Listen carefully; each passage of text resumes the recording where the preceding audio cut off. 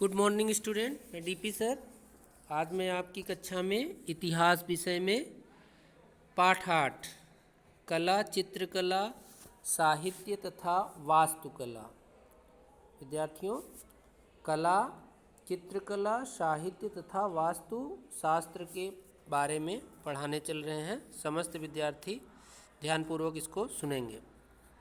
विद्यार्थियों, कह रहा है कि भारत ने विशेषतः 19वीं शताब्दी की चित्रकला और वास्तुशास्त्र में साहित्य के क्षेत्र में कई परिवर्तन देखे।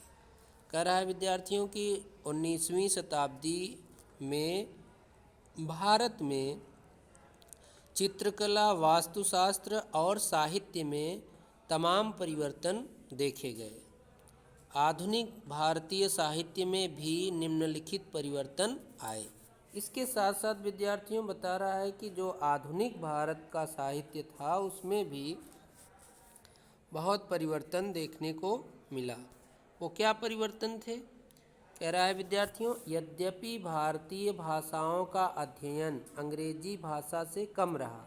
कह रहा है कि भारतीय जो भाषाओं का अध्ययन था वो अंग्रेजी भाषा से कम रहा।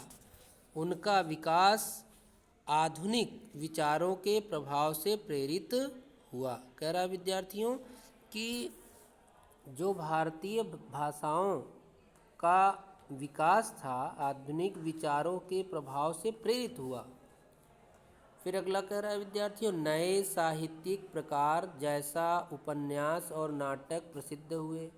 कह रहा है इसके साथ साथ विद्यार्थियों जो नए नए प्रकार के साहित्य आए जिनमें उपन्यास और नाटक ये ज़्यादा फेमस हुए, ज़्यादा प्रसिद्धि इन्हें प्राप्त हुई। इसके साथ साथ विद्यार्थियों साहित्य के कलेवर में बहुत परिवर्तन आया।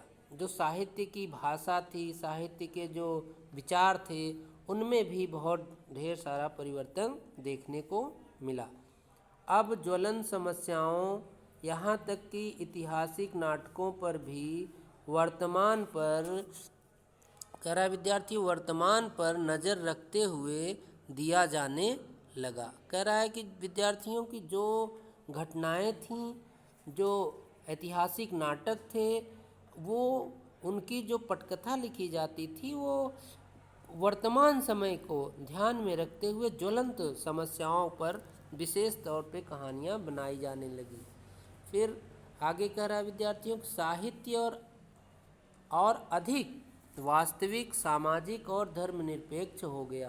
कह रहा है कि जो हिंदी का साहित्य था वह अधिक वास्तविक हो गया। यानी लोग जब पढ़ते थे तो उसमें उनको कल्पना की भावना कम और वास्तविकता की भावना ज़्यादा दिखाई पड़ती थी, समझ में आती थी। इसके साथ साथ सामाजिक और धर्मनिरपेक्ष भी हमारा साहित्य हो गया। हमारा साहित्य सामाजिक भी हो गया और पर्टिकुलर किसी धर्म पर पटाक्षेप नहीं करता था, धर्मनिरपेक्ष हो गया। किसी धर्म के निशाने, किसी धर्म को निशाना नहीं बनाता था।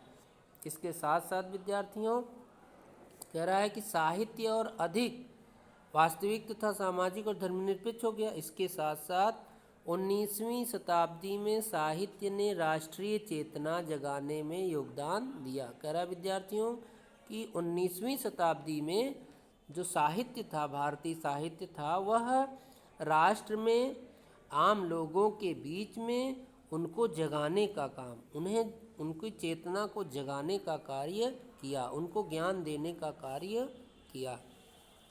मुद्रण की मशीन ने साहित्य का बड़े पैमाने पर उत्पादन करने में महान योगदान दिया। कह रहा है विद्यार्थियों कि जो छपाई होने लगी उसकी वजह से साहित्य का जो किताबों का छपाई होने लगी उसकी वजह से मार्केट में ढेर सारे उत्पाद यानी साहित्य के क्षेत्र में ढेर सारे किताबें उपलब्ध होने लगी, जिससे आम लोगों के सामने कई प्रकार के साहित्य पढ़ने का मौका मिलने लगा। विद्यार्थियों आज के लिए इतना ही। इसके आगे हम लोग फिर कल पढ़ेंगे। तो आज के लिए इतना ही। इसको आप लोग अच्छे तरीके से पढ़ लीजिएगा। धन्यवाद।